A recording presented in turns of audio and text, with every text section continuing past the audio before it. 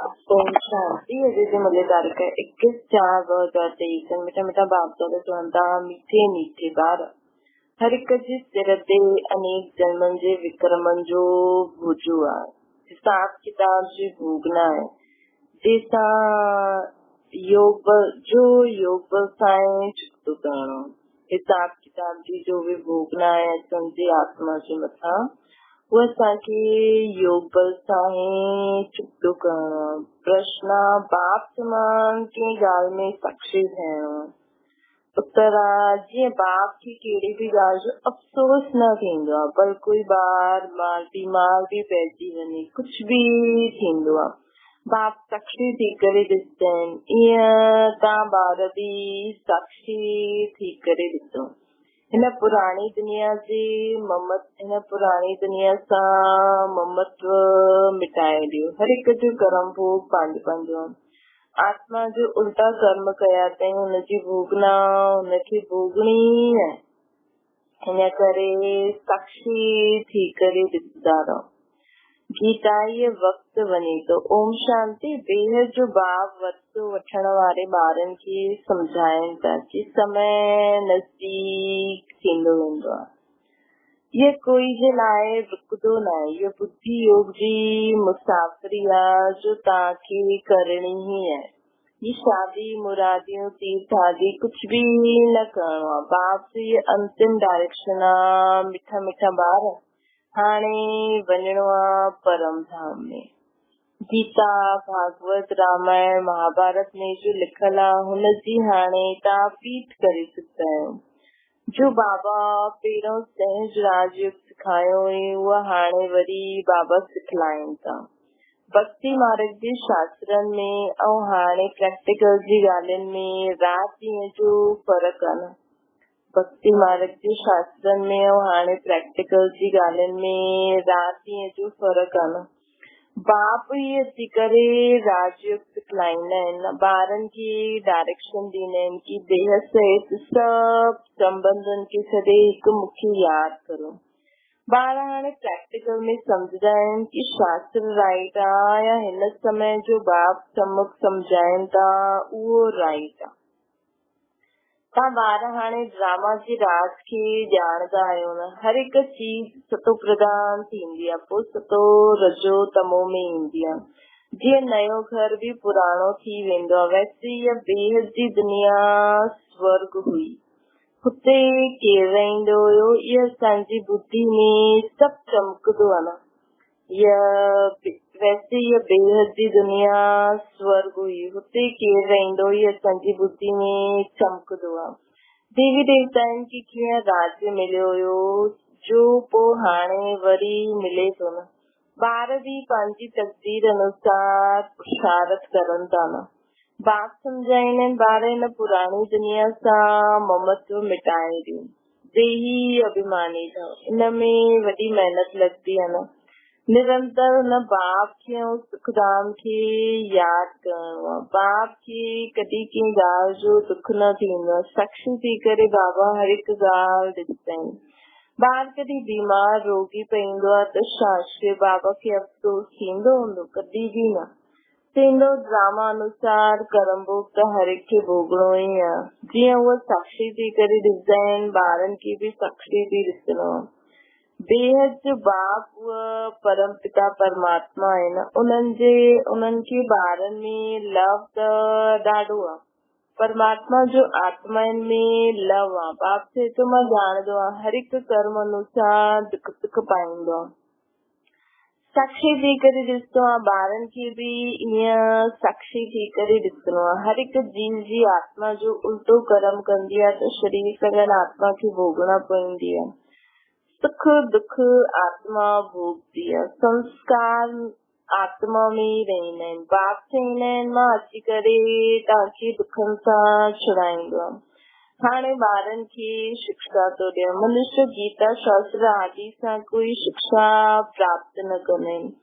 ये बाप सम्मुख वेही सम्झाईंदा आहिनि। बाप चवंदा आहिनि तव्हां भक्ति मार्ग में मूंखे केतिरो यादि कंदा हुयो न। भले कोई साइंस जो खे नेचर खे मञण वारो आहे, पोइ बि कंहिं न कंहिं समय उन्हनि जे मुख सां हे परम पिता परमात्मा ओ गॉड फादर जरूर निकिरंदो आहे। सब भगत बाप खे जरूर यादि कंदा आहिनि। बाप सभु कुझु करे करे ॿारनि खे सुखी ठाहे खुदि छिपी वेंदा आहिनि। बाप ईंदा ई हिकु बार आहिनि। चईंदा आहिनि ड्रामा अनुसार मूंखे संकल्प उठंदो आहे कि मां वञा। शरीर जो आधार जरूर वठिणो पवंदो। जीअं आत्मा बग़ैर शरीर ॻाल्हाए न सघे। गर्भ में ॿार ठहींदो आहे, पोइ वॾो थियण सां ॻाल्हाइण सिखंदो आहे। बाप त ईंदा ई आहिनि वॾे शरीर में। मुंहिंजो बि पार्ट आहे न। मां हिकु बार ई अची करे सभिनि खे माया जे दुखनि सां लिबरेट करे छॾींदो आहे। हाणे त सभु तरफ़ मनुष्य दुखी आहिनि, त्राही कंदा रहंदा आहिनि।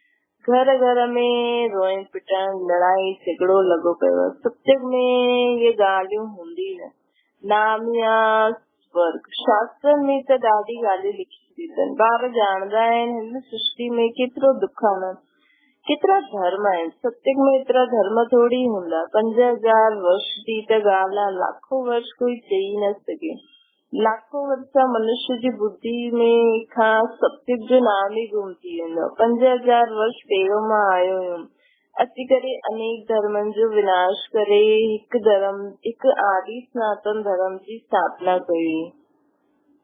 बाक़ी जो भी एतिरा मनुष्य आहिनि सभिनि जो विनाश त थियणो ई आहे। हिन जे लाइ इहा महाभारी लड़ाई आहे न। ॻायल बि आहे महाभारत लड़ाई में विनाश थियो हुयो। ये सभु धर्म विनाश थी वेंदा न। जो देवी देवता धर्म जा आहिनि उन्हनि खे अची करे मां पढ़ाईंदो आहियां।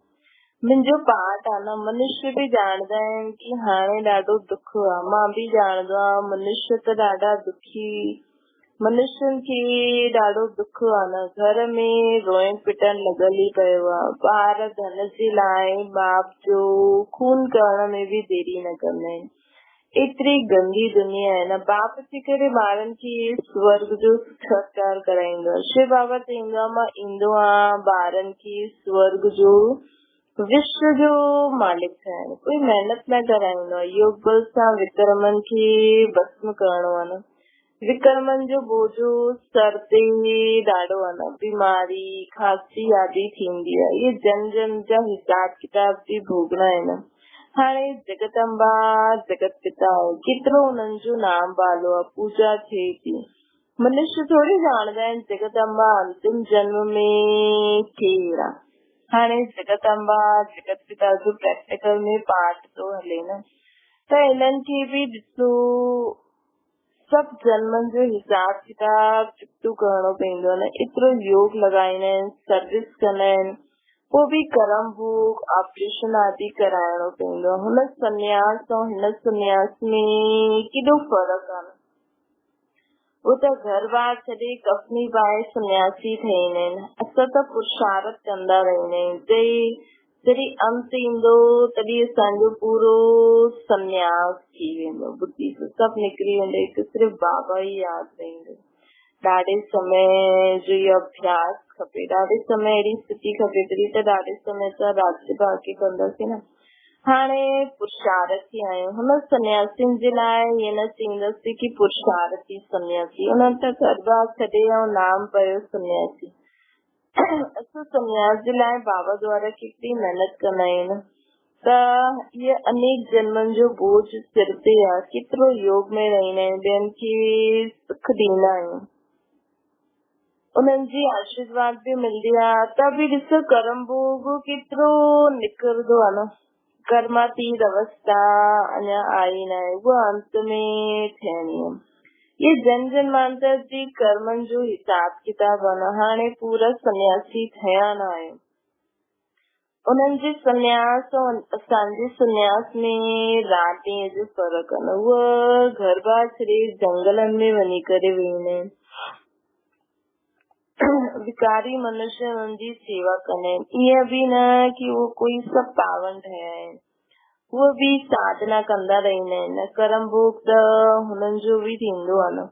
अनेक जन्मनि जे विक्रमनि जो बोझो सिर ते आहे। विक्रमनि जो बोझो योग सां ई भस्म थींदो आहे। जेसि ताईं बाप न अचे तेसि ताईं कोई योग सिखलाए न सघे। उन्हनि जो योग सर्वशक्तिवान बाप सां आहे त विक्रम विनाश न थींदा आहिनि। ब्रह्म व तत्व खे सर्वशक्तिवान थोड़ी चईंदासीं। सर्वशक्तिवान त हिकु परम पिता परमात्मा शिव ई आहे न, उहो परमात्मा आहे जो ईंदो आहे। ब्रह्म व तत्व त न ईंदो न। सर्वशक्तिवान भगवान ई हेठि लहींदो न, ब्रह्म मां तत्व थोड़ी लहींदो। तत्व कीअं लहींदो? त ॿारनि जे सिर ते बि ॾाढे पापनि जो बोझो आहे न, ॾाढी महिनत करणी आहे विक्रम विनाश करण लाइ। विश्व जो मालिक ठाहिणो आहे, सिवाय बाप जे कोई ठाहे न सघे। बाप ठाहींदा आहिनि योग बल सां, बल मिलंदो आहे न। सर्वशक्तिवान बाप सां असांखे बल मिलंदो आहे। बाबा असांखे योग बल सां विश्व जो मालिक ठाहींदा आहिनि। बल कीअं मिलंदो आहे? बाबा द्वारा असांखे बल मिलंदो आहे। उहो वर्ड ऑलमाइटी अथॉरिटी आहे। हाणे तव्हां ॿार ॼाणदा आहियो जी दुनिया दुखी आहे, सुख जो बि आहे उहो अल्पकाल काविश का समान आहे। सच्चो सुख त हूंदो ई आहे स्वर्ग में। स्वर्ग में सच्चो सुख हूंदो, हुते दुख ॾियण वारी माया ई न आहे। कई हिन ॻाल्हियुनि खे मञदा ई न। सच्चो सुख हूंदो आहे स्वर्ग में, हुते दुख ॾियण वारी माया हूंदी न। कई हिन ॻाल्हियुनि खे मञदा ई न आहिनि, चइनि हीअं कीअं थींदो, न मञदा आहिनि। असांजी दैवी कुल जा ई न हूंदा त उहो मञदा बि न।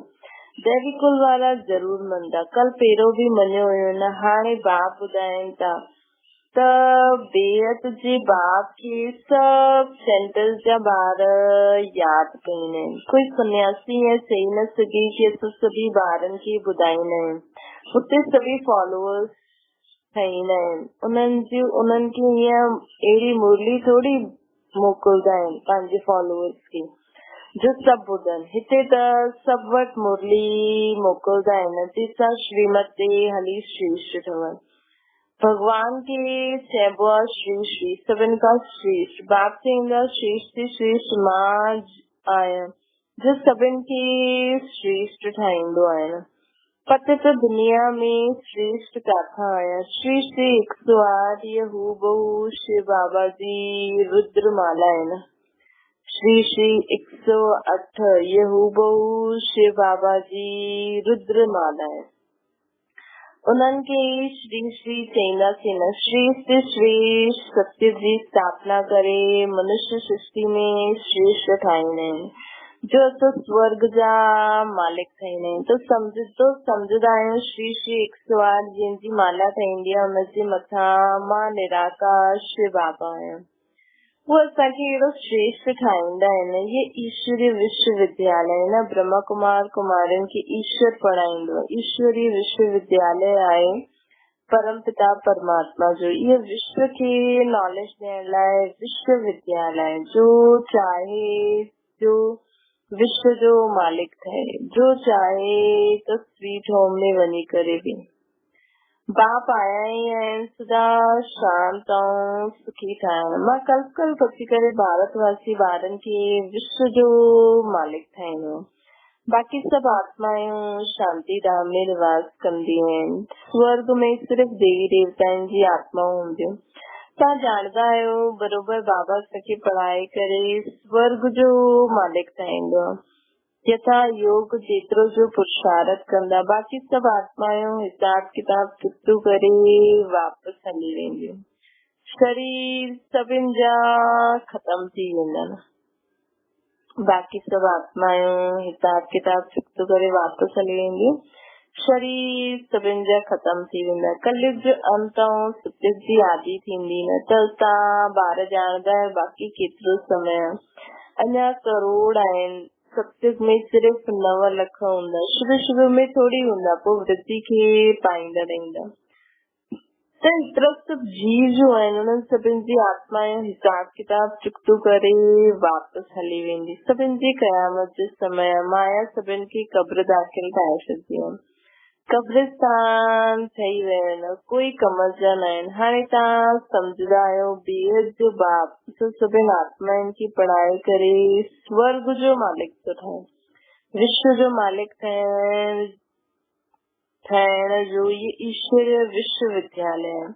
बाप की जायदाद आई स्वर्ग। अगर ये निश्चय आ तो शो न असां मनसी मथे हली करे बाप सां स्वर्ग जो वरितो वठूं। हिन में छॾण जी त ॻाल्हि न आहे, विकार खे छॾणो आहे, सो त सुठो आहे न। बाबा असां छो न पवित्र रहंदासीं, छो न विकारनि खे छॾींदासीं। 5 विकारनि जो संन्यास करण सां त चक्रवर्ती राजा ठही वेंदा आहियूं। बाप चवंदा आहिनि सभु हाणे मरणो आहे, जरूर निर्वाण धाम में वञणो आहे न, त छो न कमाई करणी खपे। ॿिया धर्म वारा बि अची करे लक्ष्य जरूर वठंदा, ॿिया धर्म वारा बि अची करे असांखां लक्ष्य जरूर वठंदा हिते अची करे कि असांखे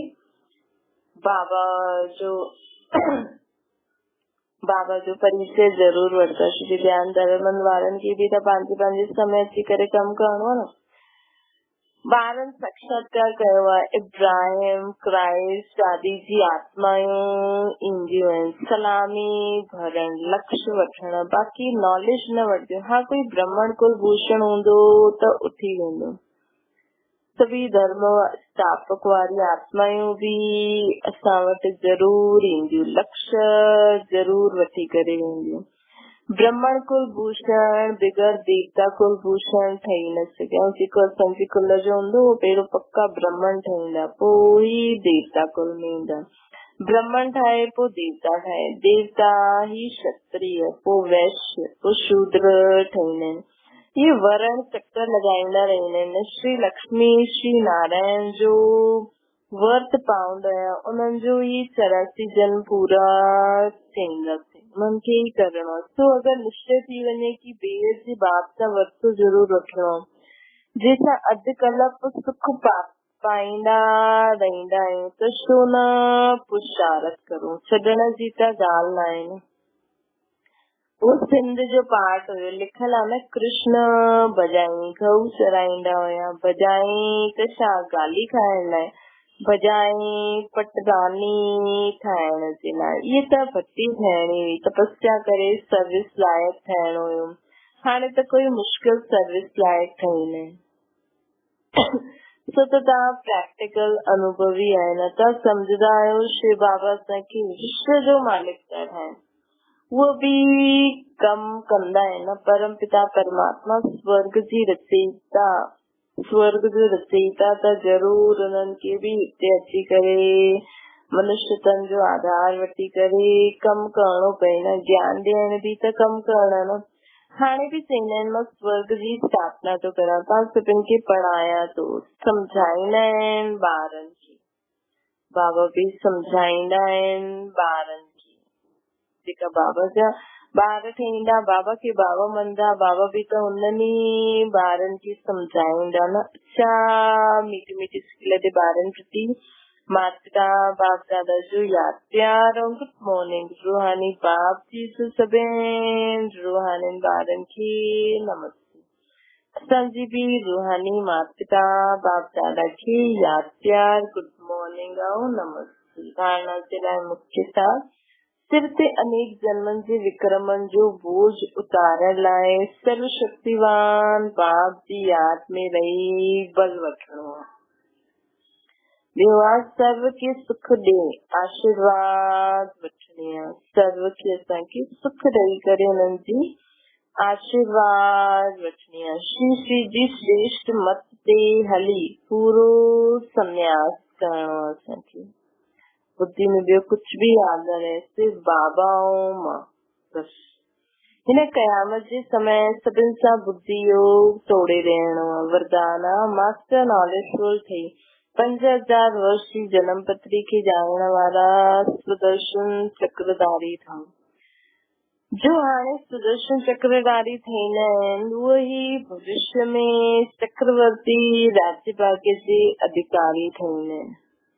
सुदर्शन चक्रधारी अर्थात पंहिंजी सॼे चक्कर जे अंदर सर्व भिन्न भिन्न पार्ट खे ॼाणण वारा। त असां सभु सुदर्शन चक्रधारी आहियूं, जेका बि 84 जन्म वठंदा। तव्हां ॿार विशेष हिन समय 5000 वर्ष जी जन्म पत्री खे ॼाणे करे मास्टर नॉलेजफुल ठहिया आहिनि। सभी ये विशेष ॻाल्हि ॼाणे वठनि की अंतिम जन्म हीरे तुल्य जीवन ठाहिण सां सॼी कल्प जे अंदरि हीरो पाठ वॼाइण वारा ठही वेंदा। सभिनि ये विशेष ॻाल्हि ॼाणे वठी आहे न कि अंतिम जन्म हीरे तुल्य जीवन ठाहिण सां अगरि ये असांजो अंतिम जन्म ॾाढो सुठो बाबा जी हर श्रीमत खे फॉलो करे हलंदासीं त सॼे कल्प जे अंदरि असां हीरो पाठ वॼाइण वारा ठही वेंदासीं। स्लोगन आहे पंहिंजे साथियुनि खे बि बाप जे संग जो रंग लॻायो त हुननि जे संग जो रंग असां वटि न लॻंदो। त पहिरियों असां पंहिंजे सभु साथियुनि जे मथां बाबा जे संग जो रंग लॻाए छॾियो त कॾहिं बि उन्हनि जो रंग असांजे मथां न लॻंदो। ओम शांति।